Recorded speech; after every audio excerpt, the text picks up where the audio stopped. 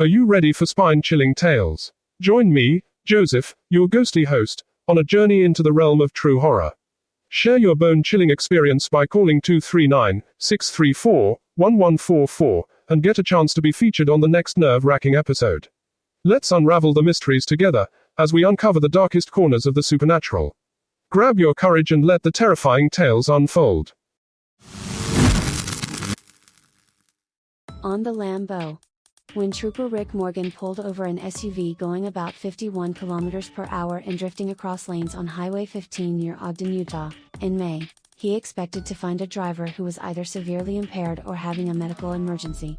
Instead, Morgan discovered a 5-year-old boy perched on the edge of the driver's seat, his feet barely reaching the pedals and his head just clearing the dashboard.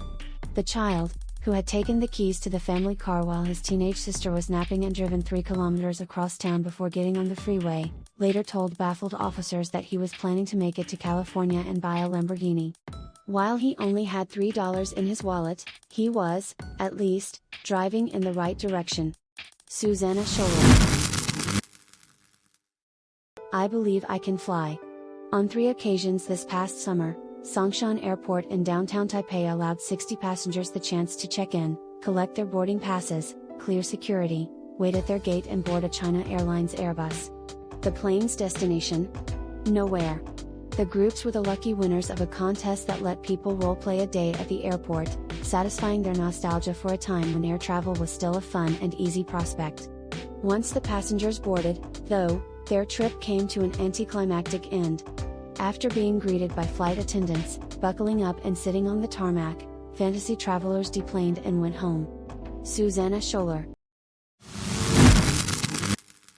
This is True and Scary, your podcast for true and scary stories from around the world. Get ready for some interesting stories that are true and scary from around the world. Joseph is your host. We will return right after this.